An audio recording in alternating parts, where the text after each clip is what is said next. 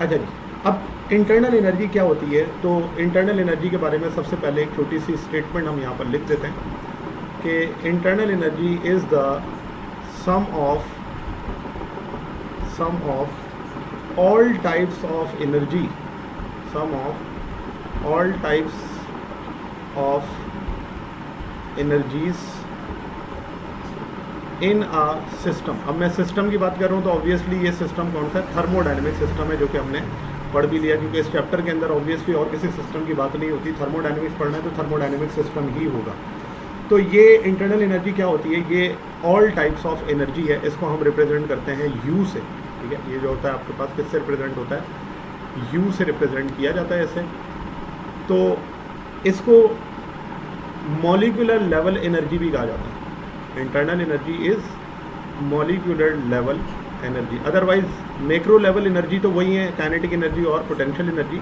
लेकिन जब हम माइक्रो लेवल पे आ जाते हैं तो फिर सिस्टम के अंदर जो आपके पास एनर्जीज होती हैं उनको हम मॉलिक्यूलर लेवल एनर्जी कहते हैं।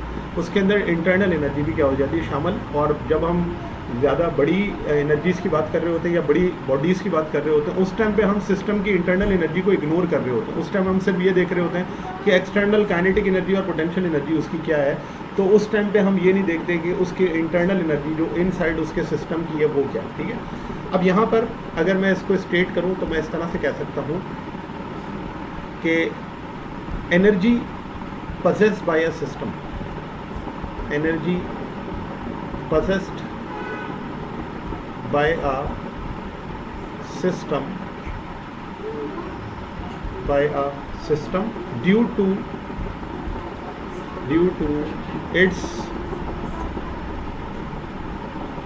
अब ड्यू टू इट्स क्या, दो आपके पास हैं, due to its molecular motion या due to its molecular configuration. अब ये दो बातें हमने समझ ली हैं। यानी कि इंटरनल एनर्जी क्या है? वो एनर्जी जो किसी सिस्टम में होती है, किसकी वजह से? उसके सिस्टम में जो पार्टिकल्स होते हैं उनके मॉलिक्यूलर मोशन की वजह से या फिर मॉलिक्यूलर कॉन्फ़िगरेशन की वजह से। ये दो बातें हैं इसके अंदर जो कि हमने समझ ली। अब वन बाय वन इसको ज़रा समझते हैं कि ये मॉलिक्यूलर मोशन और मॉलिक्यूलर वाइब्रेशन से क्या मुराद है। तो सबसे पहले हम मॉलिक्यूलर मोशन के बारे में करते हैं। देखिए, मॉलिक्यूलर वाइब्रेशन का मतलब ये है कि इसके अंदर हम मोशन से रिलेटेड बात करेंगे और मोशन से रिलेटेड जो एनर्जी बात करती है वो होती है काइनेटिक एनर्जी। तो यहाँ पे आपके पास जो हम बात करते हैं कि मॉलिक्यूलर मोशन है तो उसमें क्या है? Kinetic energy. और ये काइनेटिक एनर्जी तीन टाइप्स की होती है, ठीक है? तो मॉलिक्यूलर मोशन है वो आपके पास तीन टाइप्स का होता है। और वो तीन टाइप्स कौन कौन सी हैं? तो एक आपके पास जो होती है वो होती है ट्रांसलेशनल काइनेटिक एनर्जी, दूसरी आपके पास होती है रोटेशनल काइनेटिक एनर्जी, और तीसरी आपके पास होती है वाइब्रेशनल काइनेटिक एनर्जी, ठीक है? जबकि जब मॉलिक्यूलर कॉन्फ़िगरेशन की बात कर रहे होते हैं तो मॉलिक्यूलर कॉन्फ़िगरेशन का मतलब यह है कि ऐसी एनर्जीज़ जिनमें मॉलिक्यूल्स के दरमियान में क्या मौजूद हो? फोर्सेस मौजूद हों, फोर्सेस बिटवीन द मॉलिक्यूल। अगर दो मॉलिक्यूल्स के दरमियान में फोर्स एग्जिस्ट करती होगी तो वहीं पोटेंशियल एनर्जी होगी। जैसे आप जानते हैं दो पॉजिटिव चार्जेस के दरमियान में फोर्स ऑफ रिपल्शन है, तो अगर ये दोनों एक दूसरे के करीब आएंगे इनके पास क्या होगी? एनर्जी होगी, और उस एनर्जी को हम क्या कहते हैं? Potential energy. इसी तरह अगर आपके पास पॉजिटिव और नेगेटिव चार्ज है, इन दोनों के दरमियान में क्या है? फोर्स है। तो जहाँ पर दो चार्जेस या दो मॉलिक्यूल्स के दरमियान में फोर्स एग्जिस्ट करती होगी वहीं पर आपके पास जो होगी एनर्जी होगी, और उस एनर्जी को हम क्या कहते हैं? Potential energy. तो इसका मतलब पोटेंशियल एनर्जी इस स्टेट से रिलेटेड होती है। तो जब दो मॉलिक्यूल्स के दरमियान में पोटेंशियल एनर्जी होगी तो वहाँ पर उसकी स्टेट क्या होगी? चेंज होगी। उसे हम मॉलिक्यूलर कॉन्फ़िगरेशन कहते हैं। अब पोटेंशियल एनर्जी आइडियल गैसेस की अगर बात करी जाए तो आइडियल गैसेस में पार्टिकल्स के दरमियान में फोर्स नहीं होती, तो वहाँ पर पोटेंशियल एनर्जी क्या होती है? ज़ीरो। जो आपके पास आइडियल गैसेस होती हैं उन आइडियल गैसेस में फोर्सेस जो होती हैं वो निग्लिजिबल होती हैं पार्टिकल्स के दरमियान या मॉलिक्यूल्स के दरमियान में, तो हम कहते हैं पोटेंशियल एनर्जी क्या है? ज़ीरो। लेकिन जब हम बात करते हैं रियल गैसेस की तो उन रियल गैसेस के अंदर जो आपके पास पोटेंशियल एनर्जी होती है वो ज़ीरो नहीं होती। क्यों? क्योंकि उनके दरमियान में क्या होती है? फोर्सेस होती हैं, और फोर्सेस की वजह से उनके दरमियान जो पोटेंशियल एनर्जी होती है वो क्या होती है? नॉन ज़ीरो होती है, ठीक है? तो इसका मतलब ये हुआ कि मॉलिक्यूलर कॉन्फ़िगरेशन बात करता है पोटेंशियल एनर्जी की और मॉलिक्यूलर मोशन बात करता है काइनेटिक एनर्जी की। अब ज़रा हम काइनेटिक एनर्जी के बारे में डिस्कस कर लें तो वो ये है कि जो वाइब्रेशनल काइनेटिक एनर्जी है उस वाइब्रेशनल काइनेटिक एनर्जी का ताल्लुक है कि ये सिर्फ़ और सिर्फ उन सॉलिड्स के अंदर होगी या उन जगहों पर होगी जहाँ पर टेम्परेचर क्या हो, हाई। लो टेम्परेचर पे वाइब्रेशन निग्लिजिबल होती है, तो उसे हम इग्नोर कर देते हैं। जहाँ पर आपके पास टेम्परेचर हाई होगा, सिर्फ वाइब्रेशनल काइनेटिक एनर्जी वहीं मौजूद होगी उस सिस्टम के अंदर। टेम्परेचर हाई नहीं है तो वाइब्रेशनल काइनेटिक एनर्जी नहीं है। ऑब्वियसली टेम्परेचर नहीं है तो काइनेटिक एनर्जी क्या होगी, लो हो जाएगी, और जब काइनेटिक एनर्जी लो होगी तो फिर वाइब्रेशन एग्जिस्ट नहीं करेंगी, उसे हम इग्नोर कर देते हैं। रोटेशनल काइनेटिक एनर्जी की बात करें तो रोटेशनल काइनेटिक एनर्जी जो है उसको हम इस तरह से लिखते हैं कि इसका फार्मूला होता है I is equals to mr²। इसे मोमेंट ऑफ इनर्शिया कहा जाता है, और रोटेशनल काइनेटिक एनर्जी को अगर हम यहाँ पर लिखें तो वो बराबर होती है हाफ I ओमेगा स्क्वायर के। ऊपर मैंने मोमेंट ऑफ इनर्शिया लिखा हुआ है। अगर कोई स्मॉलर बॉडीज़ हैं, उन बॉडीज़ का मोमेंट ऑफ इनर्शिया जो होता है वो दो चीज़ों पर डिपेंड करता है, एक मास पर और एक उसके रेडियस पर। तो रोटेटिंग बॉडी की जो काइनेटिक एनर्जी होती है वो हाफ I ओमेगा स्क्वायर के बराबर होती है। और हम मोनोएटॉमिक गैसेस की अगर बात करें तो मोनोएटॉमिक गैसेस के अंदर मास और रेडियस दोनों कम होते हैं, इसलिए उनका मोमेंट ऑफ इनर्शिया कम होता है, तो इसलिए हम कहते हैं उनकी रोटेशनल काइनेटिक एनर्जी भी क्या होती है, ना होने के बराबर होती है। यानी कि उसको हम नियरली ज़ीरो के बराबर एज्यूम करते हैं, ठीक है ना, क्योंकि उसका मोमेंट ऑफ इनर्शिया कम होता है। और मोमेंट ऑफ इनर्शिया किस पर डिपेंड करता है, उसके रेडियस के ऊपर, ठीक है ना। तो रेडियस अगर कम होगा तो जाहिर सी बात है उसका मोमेंट ऑफ इनर्शिया भी क्या होगा, कम होगा, और उसकी वजह से उसकी रोटेशनल काइनेटिक एनर्जी भी क्या होगी, मिनिमम होगी। लास्ट में आता है translational kinetic energy. Translational kinetic energy जो होती है ये वो एनर्जी है जो आपके पास गैसेस के अंदर इन्वॉल्व होती है। क्यों? क्योंकि ये वो एनर्जी है जिसमें टेम्परेचर प्रोपोर्शनल होता है एवरेज काइनेटिक एनर्जी के। इसका रिलेशन मैंने आपको बताया था, और वो होता है 3/2 K, और यहाँ पे आपके पास क्या आ जाती थी, half mv square, half mv square. यहाँ पर 3/2 K जो है वो इसके अंदर आ जाता था, 3/2 K, और ये आपके पास क्या हो जाता था, हाफ mv स्क्वायर। तो यहाँ पर अगर देखा जाए तो टेम्परेचर का काइनेटिक एनर्जी के साथ क्या है, रिलेशन है। इसका मतलब ये हुआ कि ट्रांसलेशनल काइनेटिक एनर्जी जो होती है वो प्रोपोर्शनल होती है किसके, टेम्परेचर के। तो जहाँ पर आपके पास टेम्परेचर इंक्रीज़ होगा वहाँ ट्रांसलेशनल काइनेटिक एनर्जी क्या होगी, इंक्रीज़ होगी। तो हमारे पास जितनी भी गैसेज होती हैं उनके अंदर ट्रांसलेशनल काइनेटिक एनर्जी क्या होती है, मौजूद होती है, और उन्हीं को हम यहाँ पर क्या करते हैं, डिस्कस करते हैं। अब दूसरी तरफ पोटेंशियल एनर्जी की अगर बात करें तो जो पोटेंशियल एनर्जी है वो डिपेंड करती है टेम्परेचर के ऊपर। इसकी जो डिपेंडेंस होती है वो होती है टेम्परेचर पे। किस तरह से टेम्परेचर पे, तो देखें डिपेंडेंस इसकी है ऑन टेम्परेचर। तो ये किस तरीके से हम कहते हैं, तो देखें इसमें यह है कि जो भी आपके पास एनर्जी है, अभी हमने पढ़ा कि वो किसके बराबर है, वो प्रोपोर्शनल है ट्रांसलेशनल काइनेटिक एनर्जी के, और वो ट्रांसलेशनल काइनेटिक एनर्जी यानी कि इंटरनल एनर्जी प्रोपोर्शनल है ट्रांसलेशनल काइनेटिक एनर्जी के, और ट्रांसलेशनल काइनेटिक एनर्जी प्रोपोर्शनल है टेम्परेचर के। इसका मतलब ये हुआ कि जो इंटरनल एनर्जी है वो आपके पास चेंज हो सकती है टेम्परेचर के चेंज होने से। क्यों? क्योंकि इंटरनल एनर्जी का टेम्परेचर के साथ क्या है, रिलेशन है। तो अगर मैं देखूँ तो यहाँ पर मैं लिख सकता हूँ कि internal energy is proportional to temperature, ठीक है। और जब टेम्परेचर को चेंज करेंगे इंटरनल एनर्जी चेंज होगी, तो फिर हम इसको इस तरह भी लिख सकते हैं कि change in internal energy is proportional to change in temperature. तो यहाँ पर आपके पास जो इंटरनल एनर्जी की डिपेंडेंस है वो आ जाती है कि वो डिपेंडेंस किसके ऊपर होती है, वो होती है टेम्परेचर के ऊपर। तो जब आपके पास टेम्परेचर चेंज होगा तो इंटरनल एनर्जी चेंज होगी। क्यों? क्योंकि टेम्परेचर के चेंज करने से ट्रांसलेशनल काइनेटिक एनर्जी चेंज होती है, और ट्रांसलेशनल काइनेटिक एनर्जी के चेंज करने से टेम्परेचर आपका क्या होता है, चेंज होता है, ठीक है। तो ये आपके पास इंटरनल एनर्जी के पॉइंट है। अब इनकी प्रॉपर्टीज़ की अगर ज़रा बात कर लें, सबसे पहले इसकी जो प्रॉपर्टी है उसको हम ये कह सकते हैं कि जब आपके पास थर्मल इक्विलिब्रियम का केस होता है, तो थर्मल इक्विलिब्रियम में हम जानते हैं कि जो टेम्परेचर होता है वो क्या होता है, कांस्टेंट। तो थर्मल इक्विलिब्रियम के केस के अंदर अगर टेम्परेचर आपके पास इक्वल है, तो टेम्परेचर इक्वल होने से इसका जो चेंज होगा, चेंज इन टेम्परेचर, वो क्या होगा, ज़ीरो। और जब चेंज ज़ीरो होता है तो फिर इंटरनल एनर्जी भी क्या होगी, ज़ीरो होगी, ठीक है ना। तो इसका मतलब जो पहला आपके पास केस है उसके अंदर हमने ये बात कर ली कि अगर थर्मल इक्विलिब्रियम का केस होगा तो वहाँ पर चेंज इन इंटरनल एनर्जी क्या होगी, ज़ीरो होगी। अगले केस की बात करें तो वो आपके पास है आइसोथर्मल प्रोसेस। आइसोथर्मल प्रोसेस, तो आइसोथर्मल प्रोसेस के अंदर क्या होगा? तो आइसोथर्मल प्रोसेस के अंदर अगेन आइसोथर्मल प्रोसेस कह लें या आप इसको बॉयल्स लॉ कह लें, तो इन दोनों के अंदर आपके पास टेम्परेचर क्या होता है, कांस्टेंट होता है, ठीक है ना। तो अगर आपके पास टेम्परेचर कांस्टेंट है, ठीक है ना, टेम्परेचर अगर कांस्टेंट है तो इसका मतलब इंटरनल एनर्जी भी क्या है, कांस्टेंट है। और टेम्परेचर कांस्टेंट या इंटरनल एनर्जी कांस्टेंट, इसका मतलब क्या है, उनका जो चेंज होगा वो क्या होगा, ज़ीरो।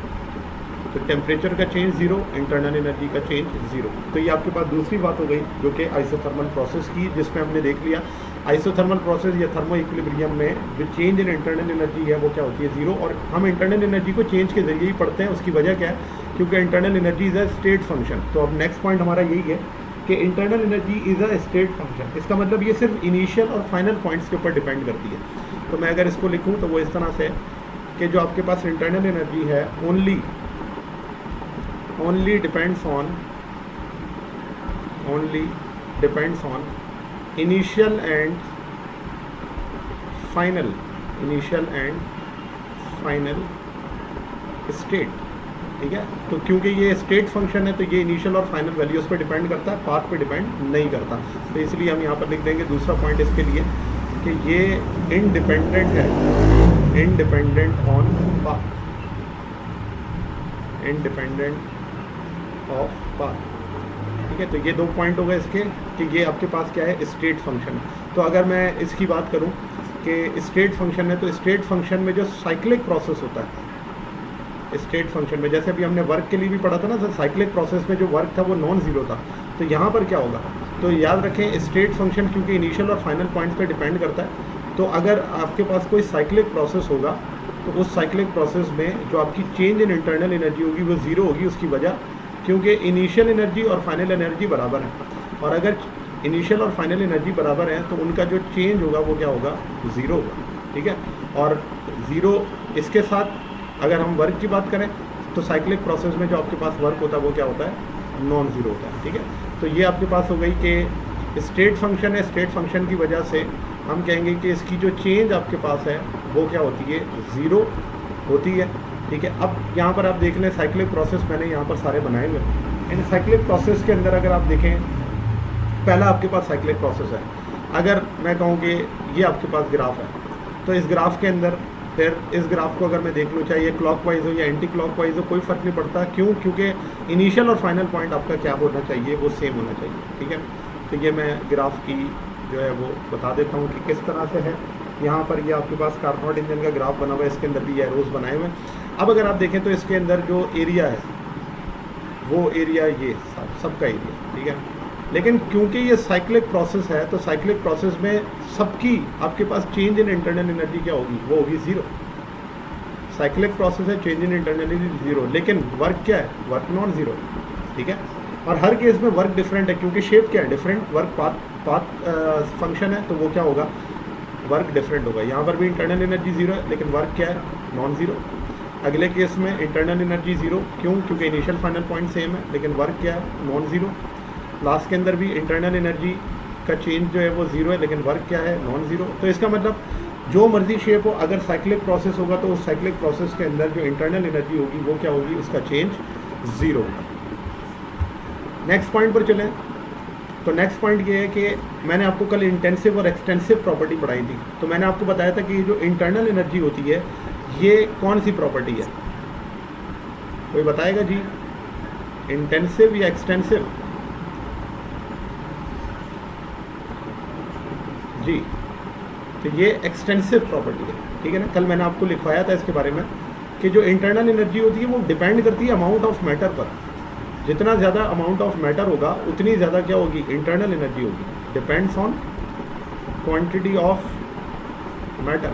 तो क्वांटिटी ऑफ मैटर बढ़ाते जाएंगे, इंटरनल एनर्जी भी क्या होती जाएगी, बढ़ती जाएगी। तो इसलिए ये आपके पास क्या है, ये एक्सटेंसिव प्रॉपर्टी है। जो इंटेंसिव प्रॉपर्टी होती है वो इंडिपेंडेंट होती है क्वांटिटी ऑफ मैटर के, लेकिन ये डिपेंड करती है क्वांटिटी ऑफ मैटर पर। अगला पॉइंट इसका ये है कि जो इंटरनल एनर्जी होती है वो सिमिलर होती है ग्रेविटेशनल पोटेंशियल एनर्जी के, similar to gravitational potential energy. और किस तरह से ग्रेविटेशनल पोटेंशियल एनर्जी के सिमिलर है, तो उसके 2 पॉइंट्स हैं जिनके ज़रिए हम इसको कहते हैं कि ये सिमिलर है। पहला पॉइंट कि ये हमेशा चेंज से निकाली जाती है, इंटरनल एनर्जी भी चेंज के ज़रिए निकाली जाती है, ठीक है। ये आपके पास चेंज से निकाली जाती है, चेंज इन एनर्जी। लेकिन जब आप ग्रेविटेशनल पोटेंशियल एनर्जी की बात करते हैं तो वहाँ पर हम इसका चेंज निकालते हैं, चेंज। और वो चेंज क्या होता है, mg डेल्टा एच। जहाँ पर हम mgh लिखते हैं तो वहाँ पर आपका रेफरेंस 0 होता है, इस वजह से हम mgh लिखते हैं, ठीक है ना। और दूसरा पॉइंट इसके अंदर, यानी कि ये चेंज इन पोटेंशियल एनर्जी है, तो आप जानते हैं कि जो आपके पास इंटरनल एनर्जी होती है वो भी चेंज से निकाली जाती है, सही है। और दूसरा सिमिलर जो पॉइंट है वो ये है कि इंटरनल एनर्जी भी कंजर्वेटिव है, पाथ पे डिपेंड नहीं करती, जबकि ग्रेविटेशनल पोटेंशियल एनर्जी भी कंजर्वेटिव है, पाथ पे डिपेंड नहीं करती, ठीक है ना। तो ये आपके पास दोनों सिमिलर वाले पॉइंट हैं जो कि क्या नाम है, इंटरनल एनर्जी और ग्रेविटेशनल पोटेंशियल एनर्जी दोनों के लिए मौजूद होता है। अब नेक्स्ट पॉइंट हमारे पास है डिग्री ऑफ फ्रीडम। ये डिग्री ऑफ फ्रीडम क्या होता है, तो देखें मैं आपको इसको इस तरह से समझा देता हूँ। अगर मेरे पास एक मोनो एटॉमिक गैस है, तो मोनो एटॉमिक गैसेस के लिए हमारे पास डिग्री ऑफ फ्रीडम क्या होता है। तो फॉर एग्जांपल मैं कहता हूँ ये एक मोनो एटॉमिक गैस है, तो मोनो एटॉमिक गैसेस के अंदर जो हमारे पास एनर्जी होती है वो सिर्फ होती है kinetic energy, translational kinetic energy. अब ट्रांसलेशनल काइनेटिक एनर्जी के अंदर देखा जाए तो ट्रांसलेशनल का मतलब motion in a straight line है, तो वो motion in straight line x axis में भी हो सकता है, वो आपके पास वाई एक्सिस में भी हो सकता है, और वो आपके पास जेड एक्सिस में भी हो सकता है। इसका मतलब ये हुआ कि आपके पास अगर मोनो एटॉमिक गैस है तो उस मोनो एटॉमिक गैसेस के अंदर आपके पास जो मोशन करने की एबिलिटी है वो 3 एक्सिस के अंदर है, ठीक है। वो 3 एक्सिस कौन कौन से हैं, वो 3 एक्सिस हैं, एक एक्स एक्सिस, एक वाई एक्सिस और एक जेड एक्सिस। तो सोचें कि अगर मेरे पास जो काइनेटिक एनर्जी है वो 3 एक्सिस के अंदर हो सकती है, जैसे एक्स एक्सिस में भी ये आपके पास हो सकती है, वाई एक्सिस के अंदर भी आपके पास हो सकती है, और जेड एक्सिस में भी हो सकती है। तो इसका मतलब ये हुआ कि मोनो एटॉमिक गैसेस में जो वाइब्रेशन की फ्रीडम है वो क्या है, 3 है, 3 डिग्री ऑफ फ्रीडम है। क्यों, क्योंकि एक्स, वाई और जेड तीनों के अंदर ये क्या कर सकती है, वाइब्रेट कर सकती है। तो इसलिए हम कहते हैं कि यहाँ पर आपके पास डिग्री ऑफ फ्रीडम जो है मोनो एटॉमिक गैसेस की वो क्या होती है, 3 होती है। अब डिग्री ऑफ फ्रीडम को हम एक्सप्लेन करें तो इसकी स्टेटमेंट यह है, number of independent terms, number of independent terms, sorry मैंने उल्टा लिख दिया, नंबर ऑफ इंडिपेंडेंट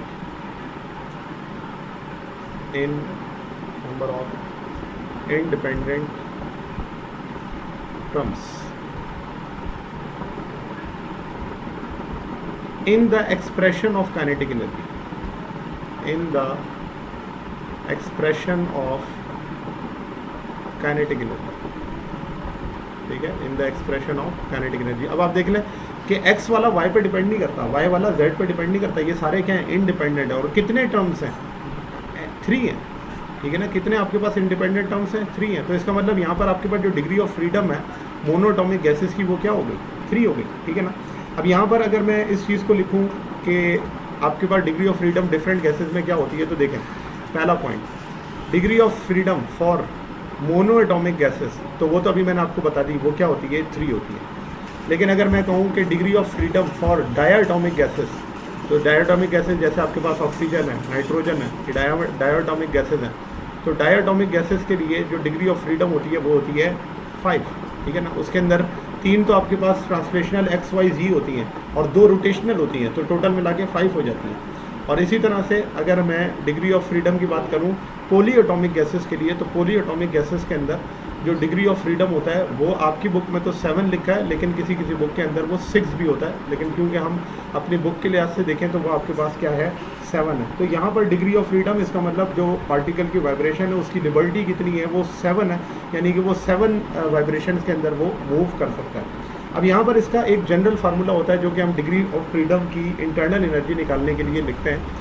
वो फार्मूला जो है वो आपकी एफएससी की बुक के अंदर नहीं है, लेकिन हम इस चीज़ को इस तरह से लिख सकते हैं कि जो इंटरनल एनर्जी है वो बराबर होती है degree of freedom divided by 2, और इसे हम क्या लिखते हैं, RT। तो ऊपर मैंने ये काइनेटिक एनर्जी के तौर पर भी लिखा था, काइनेटिक एनर्जी टेम्परेचर की जब प्रोपोर्शनल होती है तो यही रिलेशन जो है वो मौजूद है वहाँ पर। और इसी तरह से अगर मैं इसको in terms of K T लिखूँ तो ये आपके पास इंटरनल एनर्जी होगी degree of freedom divided by 2, R की जगह आप क्या लगा देंगे के टी, ये आपके पास क्या होता है बोल्ट्जमैन कांस्टेंट। यहाँ पर जो आपके पास आर है वो जनरल गैस कांस्टेंट कहलाता है, इसे हम लिखते हैं 8.314 जाउल्स पर मोल पर कैलोरी, ठीक है ना।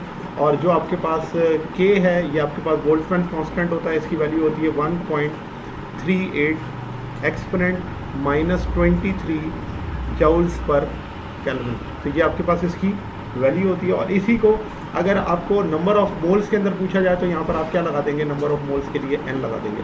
और इसका अगर चेंज का फार्मूला हो तो चेंज का फार्मूला क्या होगा, तो चेंज का फार्मूला हम इस तरह लिखते हैं delta U is equals to, बाकी चीज़ें सेम रहेंगी, degree of freedom divided by 2 R, temperature की जगह क्या आ जाएगा, इसका चेंज आ जाएगा। और इसी तरह दूसरा वाला फार्मूला लिखें इन टर्म्स ऑफ के, तो वो भी ये होगा n f डिवाइडेड बाई 2, और ये आपके पास हो जाएगा k, और यहाँ पर भी क्या आ जाएगा डेल्टा t, ठीक है। तो इस तरह से हम इसको क्या कर सकते हैं, कैलकुलेट कर सकते हैं कि ये वैल्यू क्या होगी। अब अगर मैं मोनो एटॉमिक गैसेस के लिए ये फार्मूला लिखूँ तो फिर क्या होगा, डिग्री ऑफ फ्रीडम 3 है तो internal energy mono atomic gases के लिए इस तरह लिखी जाएगी n 3/2 और r t, ठीक है। और इसी तरह से अगर मैं डायटोमिक गैसेस के लिए इंटरनल एनर्जी का फार्मूला लिखूँ तो वो लिखा जाएगा n 5/2 RT। और इसी तरह अगर पॉलीएटॉमिक गैसेस के लिए हम ये फार्मूला लिखें तो वो होगा n 7/2 RT, ठीक है। तो नेक्स्ट टॉपिक के अंदर हम ये भी देखेंगे कि इसके अंदर जो आपके पास पॉलीएटॉमिक, मोनोएटॉमिक या डायटोमिक गैसेस के लिए गैमा फैक्टर जो होता है वो क्या होता है, उसको भी हम वहाँ पर क्या करेंगे, स्टडी करेंगे। तो ये आपके पास जो इंटरनल एनर्जी का पार्ट था वो यहाँ पे कंप्लीट होता है। कोई क्वेश्चन है तो इसमें पूछ लें। चलें, तो नेक्स्ट आपके पास जो टॉपिक है